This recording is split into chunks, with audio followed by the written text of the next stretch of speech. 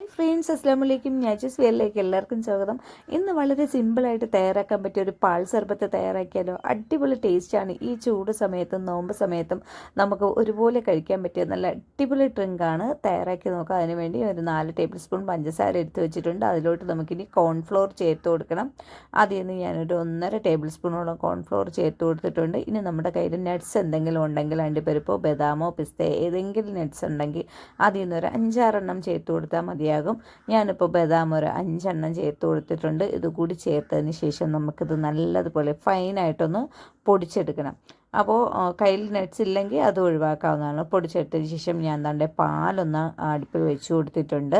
ഒന്ന് ചൂടാവാൻ വേണ്ടി ഒരു 2 ഗ്ലാസ്സോളം പാലാണ് എടുത്തിരിക്കുന്നത്. അതിലോട്ട് നമ്മുടെ ഈ പൊടി ഐറ്റംസൊക്കെ ചേർത്ത് കൊടുക്കാം. അങ്ങനെ നമ്മൾ പൊടിച്ച് വെച്ചത് ഇതിലോട്ട് ചേർത്ത് അപ്പോൾ ഫ്ലെയിം നല്ല കൂട്ടി വെച്ച് ഇതിനെ വേഗം കുറുക്കി എടുക്കരുത്. ഫ്ലെയിമൊക്കെ ഒന്ന് ഇതാക്കി നമ്മുടെ ഈ കോൺഫ്ലോറും ഇതൊക്കെ ഈ പാലിതായതുപോലെ നല്ലതുപോലെ കിടന്നൊന്ന് വേകണം. അതുകൊണ്ട് തിളയ്ക്കുന്ന സമയത്തിന് ഇതുപോലെ ഇളക്കി കൊടുത്ത് അതൊന്ന് വേവിച്ചെടുക്കുക.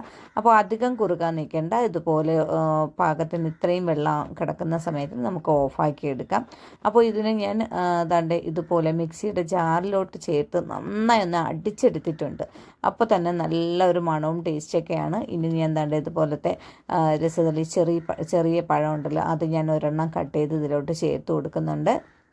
അപ്പോൾ നമ്മുടെ കയ്യിൽ ഉള്ള ഫ്രൂട്ട്സ് എന്ത് വേണോ നമുക്ക് ചേർത്ത് കൊടുക്കാം. പിന്നെ ഞാൻ എന്താണ്ട് ഒരു ആപ്പിളും കൂടി എടുത്തിട്ടുണ്ട്, അത് നമുക്ക് ഇതിലോട്ട് ചേർത്ത് കൊടുക്കാം. അപ്പോൾ മിക്സിയിൽ നിങ്ങൾ അത് നല്ലതുപോലെ തണുത്തതിന് ശേഷം നന്നായി അടിച്ച് പതപ്പിച്ചെടുക്കുക.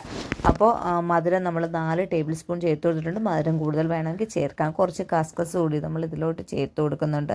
അപ്പോൾ ഒരു അടിപൊളി പാൽ സർബത്താണ്. നല്ല ടേസ്റ്റാണ്. നമുക്ക് ഏത് ഫ്രൂട്ട്സ് വേണോ ചേർക്കാം. പുളിപ്പുള്ള ഫ്രൂട്ട്സ് ഒഴിച്ച് നമുക്ക് മധുരമുള്ളത് എന്തെങ്കിലും ഇതിലോട്ട് ചേർത്ത് കൊടുക്കാവുന്നതാണ്. അപ്പോൾ പൈനാപ്പിളൊക്കെ ചേർക്കുകയാണെങ്കിൽ ഒന്ന് പഞ്ചസാരയിലൊന്ന് വേവിച്ചെടുത്തതിന് ശേഷം ചേർത്ത് കൊടുക്കുക. നമ്മുടെ അടിപൊളി പാൽ സർബത്ത് തയ്യാറായിട്ടുണ്ട്. എല്ലാവരും ട്രൈ ചെയ്ത് നോക്കുക. അപ്പോൾ ഇന്നത്തെ ഈ വീഡിയോ കണ്ടുകൊണ്ടിരിക്കുന്നവർ എന്തായാലും ഒന്ന് സബ്സ്ക്രൈബ് ചെയ്ത് ചാനലൊന്ന് സപ്പോർട്ട് ചെയ്യുക. അപ്പോൾ ലൈക്ക് കൂടി ചെയ്യുക. അപ്പോൾ പുതിയൊരു വീഡിയോയുമായി വീണ്ടും കാണാം. ഇതുപോലത്തെ ചെറിയ ചെറിയ റെസിപ്പീസ് ഒത്തിരി ഇട്ടിട്ടുണ്ട്. കാണാൻ താല്പര്യമുള്ളവരൊന്ന് കണ്ടു നോക്കുക.